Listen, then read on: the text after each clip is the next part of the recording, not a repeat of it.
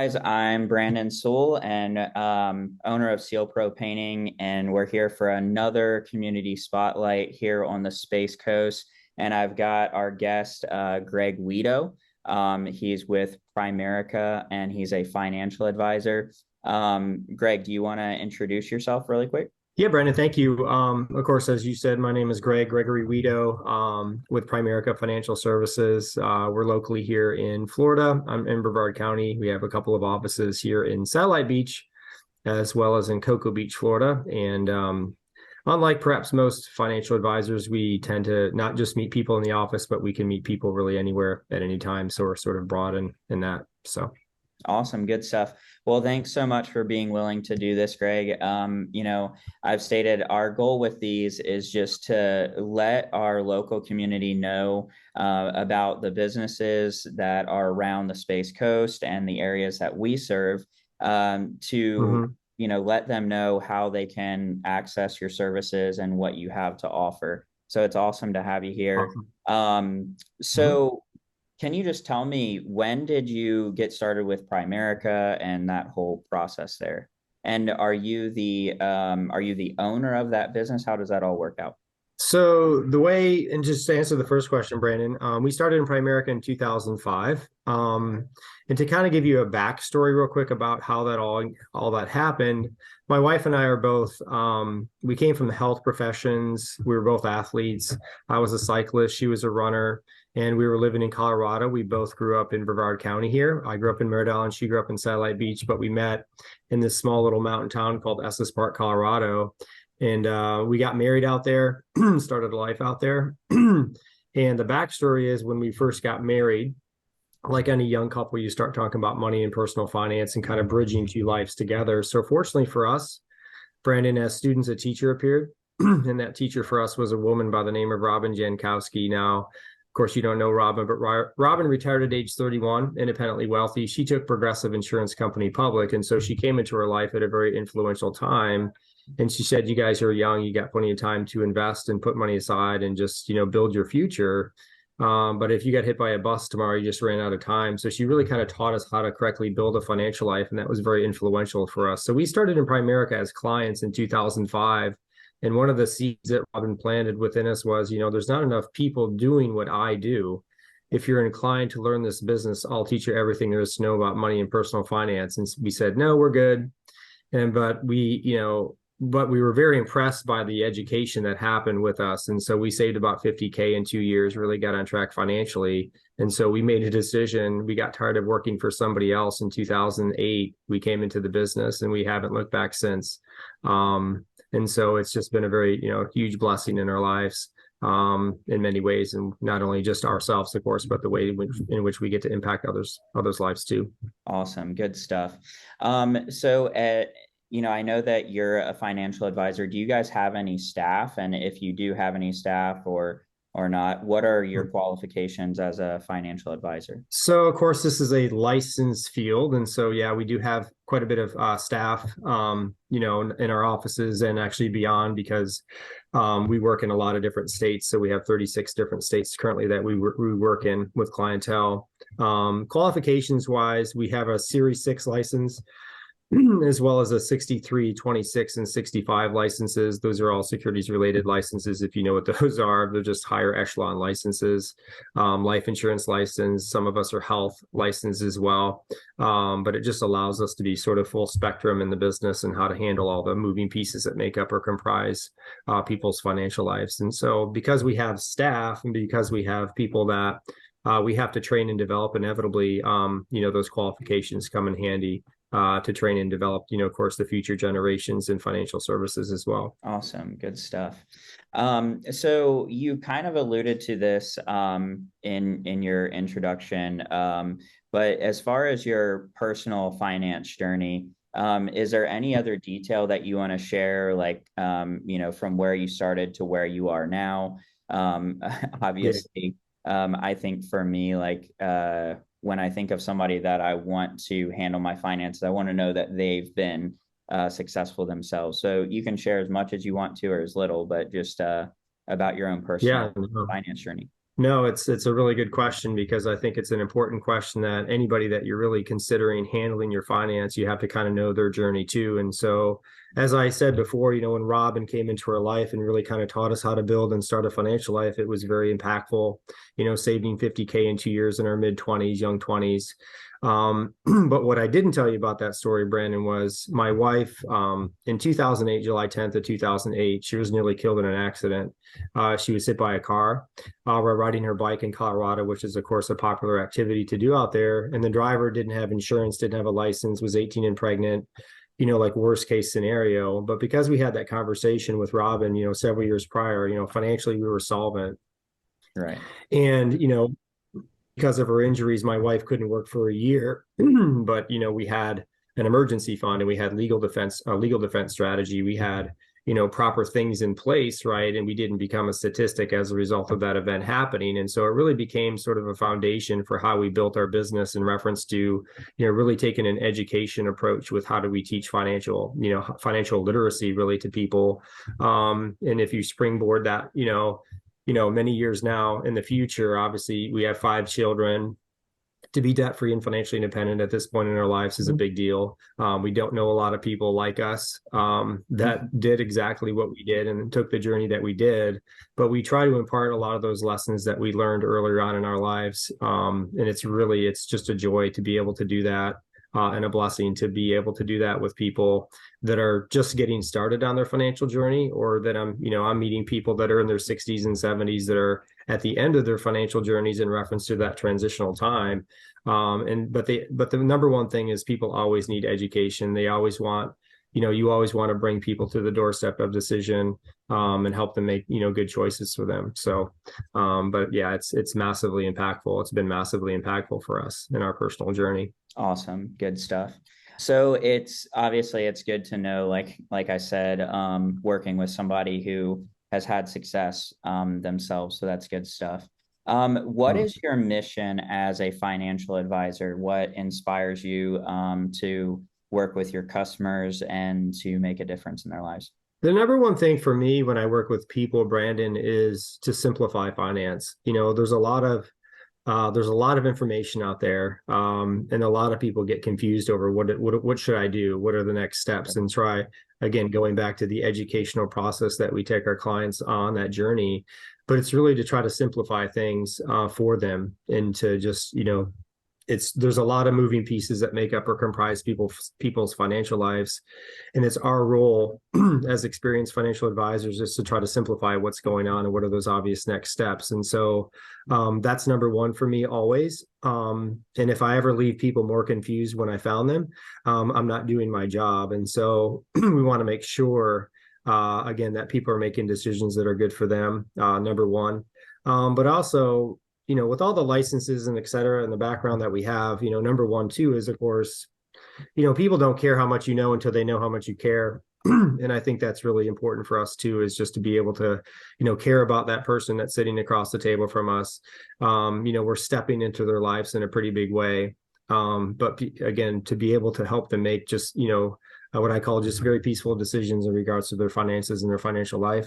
It's a very big deal. Yeah, that's good. I mean, it can be, I can speak personally that it can be kind of a scary topic, when, thinking about working with a financial advisor. And just, when you don't have the level of expertise that somebody like yourself has, it's good to know that, somebody wants to break it down, make it simple and just easy for like somebody who doesn't have a ton of experience to know and understand what's happening. Because that's, people's livelihoods and things like that. So that's great. So tell us about like just the experience that somebody would have working with you. How would they, connect with you? How would you introduce them to your services and kind of take them from a transition from getting information to actually becoming a client? And then what is that relationship like long term? And the customer service aspect of it, and that relationship, what does that look like? So there's a couple different reasons why people kind of come into our lives. One of which is that they know they need what we do. They've been referred to us in many cases. Most of the world of finance, Brandon, is very much word of mouth, referral based. no one's going to pick up a phone, a phone book if they're, I don't even think they have phone books anymore, to be honest with you, and say, hey, there's the financial advisor in the phone book. I'll just, call them. So they often come into your life based on a referral or a recommendation from another happy client or a customer, just similar to your business, more than likely. Hey, Branden Sewell Pro has done a great job for me. They did what they said they were going to do, the way they said they were going to do it, the quality, the service, et cetera, was there. And then there's the people. My favorite is client in terms of client acquisition is, engaging people that they don't even know. Most people, whether they state it or not, Branden, want to be debt free and financially independent. But very few people have a plan or a strategy in place to get there, right? And so I know just from a confidence level, and when I'm engaging people, like there's a majority of people want or need what I do, but how do I take that awareness and move it to the next step? And so the next step for me when I first meet with somebody really is to teach and to educate, and like, how do we build a financial life? And where, kind of like a piece of Swiss cheese, like where are our holes, where are our gaps, like in your financial plan or your financial life? Because a lot of times my number one thing is don't ever take advice from someone more messed up than you are. And if people are getting advice that isn't good, that's conducive to leading to that path, then we need to kind of sort of restate or reaffirm like what's happening in that person's life as far as their objectives go. But really, ultimately, first thing is educate. Second step is to do a plan, which is completely complementary to our clients. That's really a huge, in some cases, a perceived burden or hurdle to get into, to even talk with somebody in finance is like, oh, I don't have any money.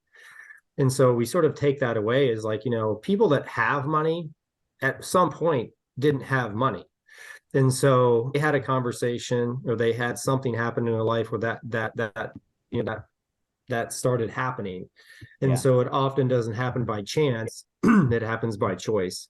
And so we come into people's lives who make a very concerted approach about like, okay, this is where you are. These are the obvious next steps that we need to take with the objective of being debt free and financially independent. And then, you're implementing solutions and resources to make that happen.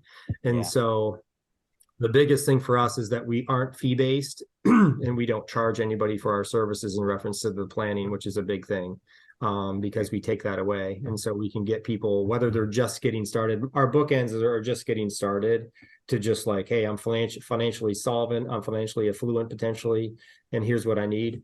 And so there's, some pretty vast differences between somebody just getting started and somebody that's, hey, I've got some dollars to work with. But we'll work with anybody, which is kind of rare.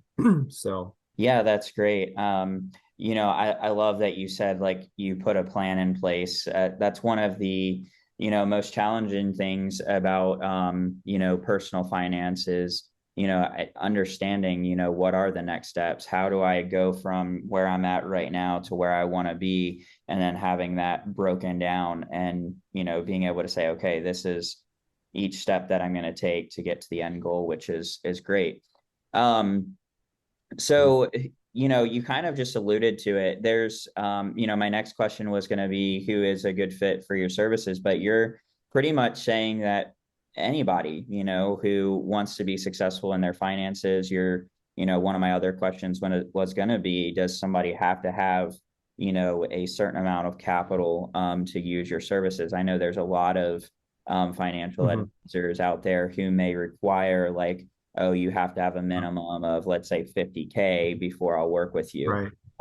So you're saying, somebody could come to you with $1,000 and say, hey, what do I do? Or somebody who maybe has less than that, or, kind of, can you confirm that or go into more detail there? Yeah. So, I mean, that's one of my favorite things to do is to take somebody from like just getting started. And so when I first got started in the business of finance, I was coaching at the time. And so I was an athletic coach. And so a lot of my athletes that I coached and trained, I said, listen, you guys are 15, 16, this is a high school level.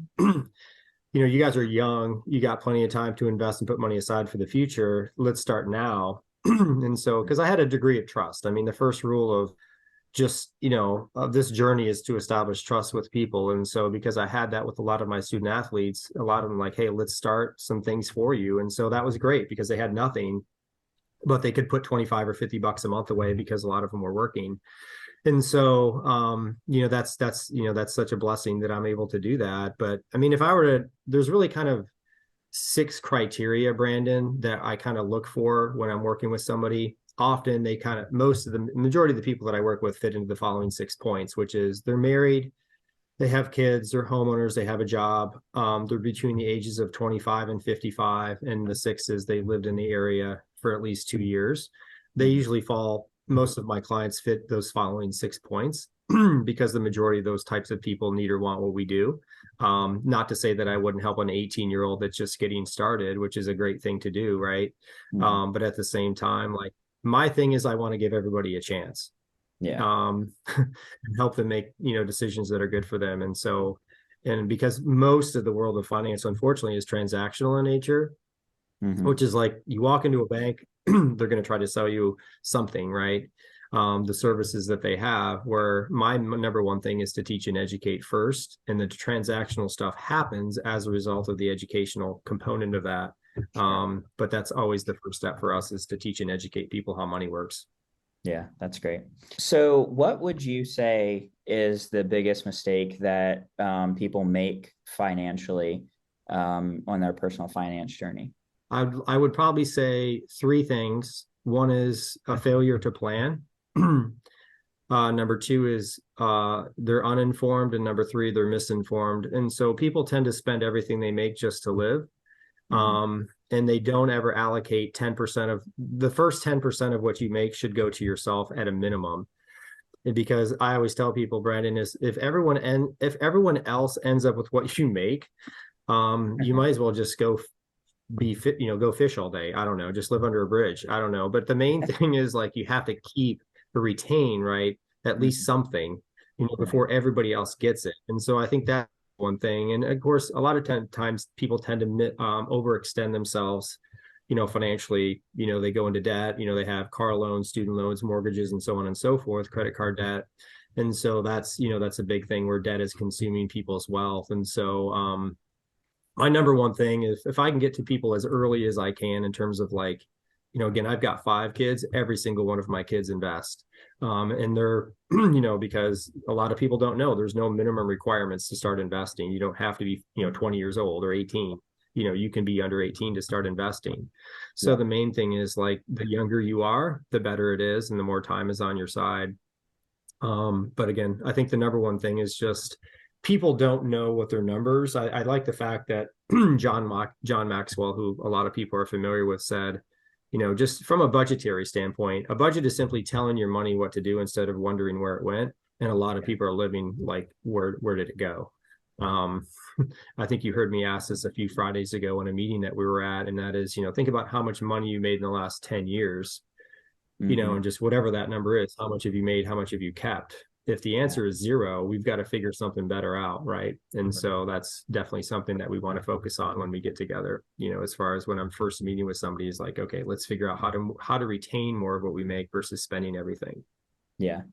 That's so good. As you're talking about this and just like having a plan and, what are some mistakes that people make? One thing that comes to my mind is like, there could be people who feel like, maybe it's too late. You had, in a meeting, I don't know, a couple Fridays ago, you had shared an example of someone who like, was older and didn't really have much to show for all their success, in their career. And Mm-hmm. so what would you say to like somebody who feels like maybe they're not equipped, they're not educated enough to start that personal finance journey and being successful with it, or maybe someone who Mm-hmm. feels like it's too late? What would you say to that person, and how would you encourage them in those kind of situations? Well, if you want to, if simple answer is as long as you're breathing, there's a chance. And I always tell people, if you're alive and you're awake, there's a chance. And so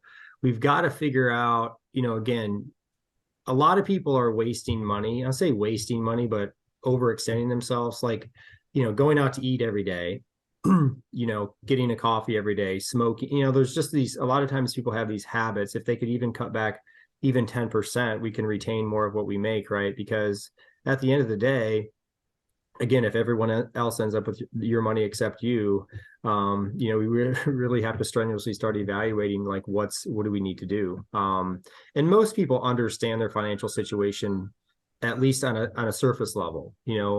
They understand it better than I do when we first been into contact or relationship with one another.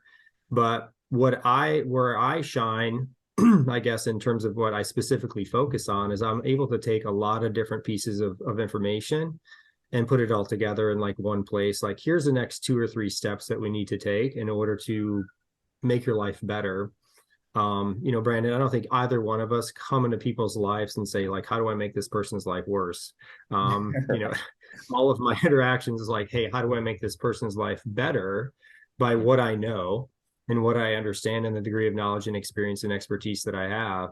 But at the end of the day, I think just the simple step of just really just writing down on a piece of paper your defined monthly obligations, like it could be rent, it could be car loans, it could be, just start writing that out. A piece of paper and a pencil is the most efficient way probably to start, like, hey, what is my budget and where am I going wrong?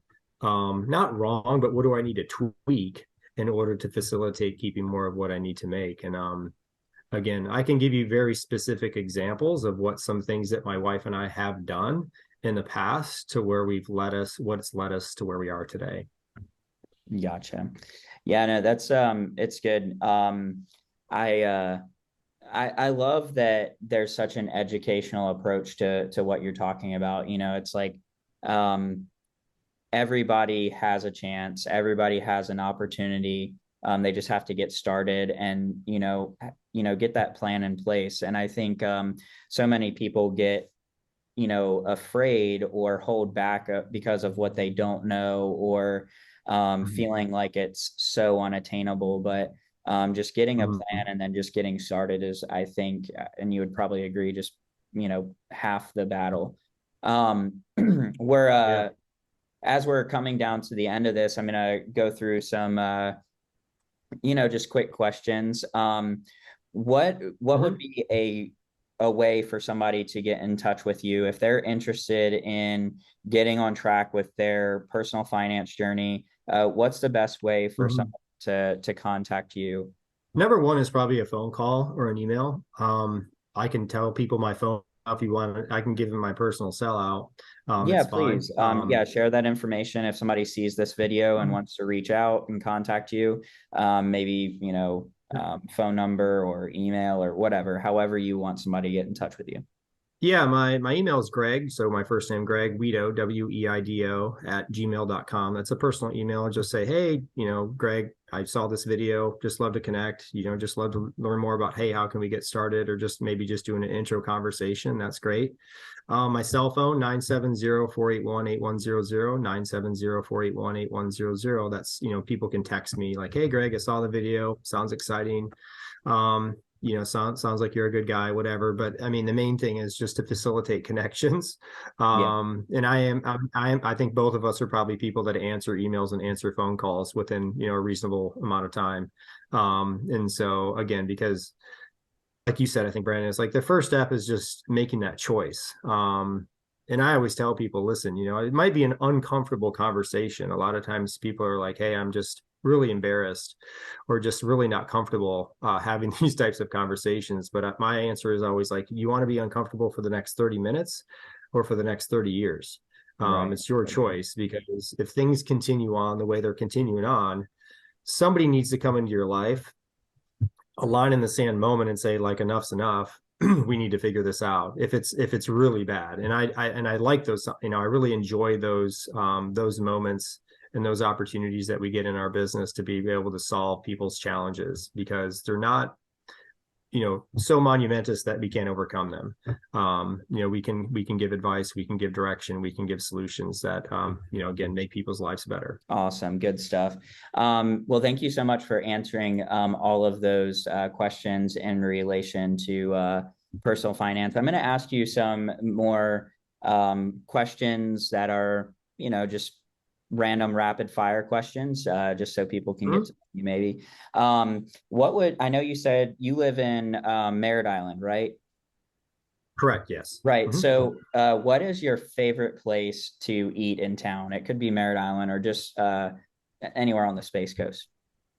So my favorite place to eat is 4th Street Filling Station in Cocoa Beach. It's just a little self promo for them. It's right directly near our office in Cocoa Beach downtown. So it's a really, walk. We can walk there a lot.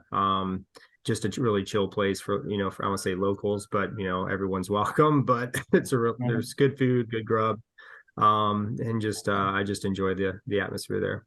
Nice. Awesome.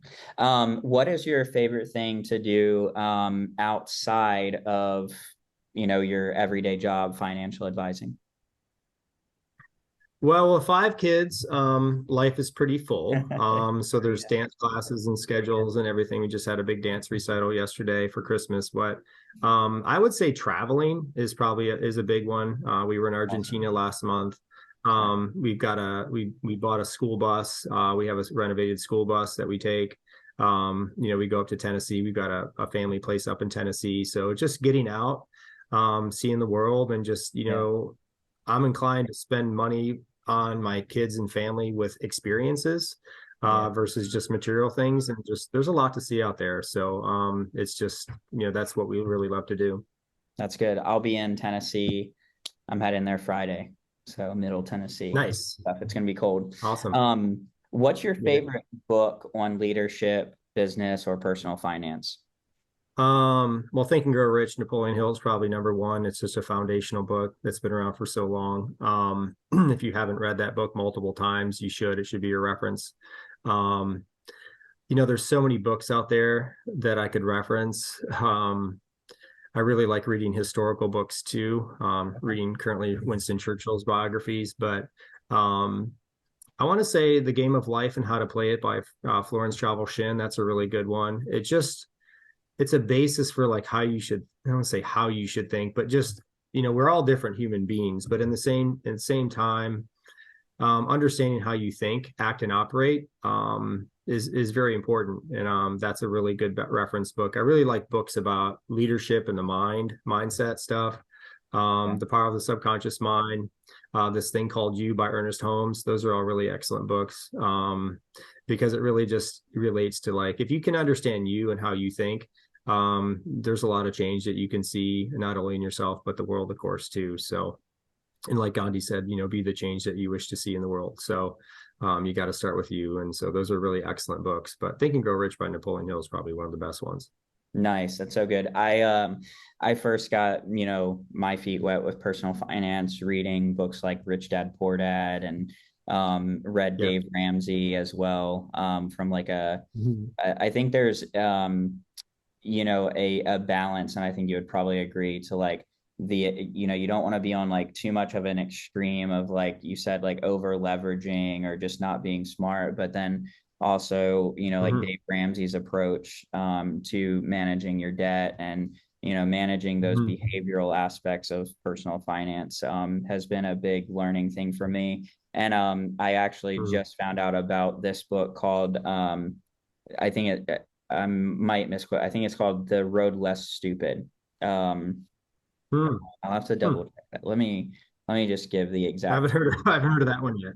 So Sounds it's like a really pretty good title. interesting. It was actually written by Robert Kiyosaki's rich dad. Um, his Oh, name okay. his name is Keith Cunningham. Yeah, it's called The Road Less Stupid, and it's basically Hmm. um Robert Kiyosaki's rich dad actually ended up like Right. losing all of his wealth. And so he shares Hmm. this book to kind of like go into like, hey, there's a balance to this, like, obviously Robert Kiyosaki's approach and a mix of like Dave Ramsey's approach, being debt free and all that. Right. So I've really enjoyed Mhm. listening to that book so far.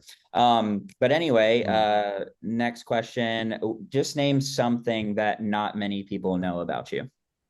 I have a photographic memory for numbers and Nice. conversations, which comes in handy in financial services. So Yeah, I can sure. remember a lot of details about conversations and what was said, that kind of thing.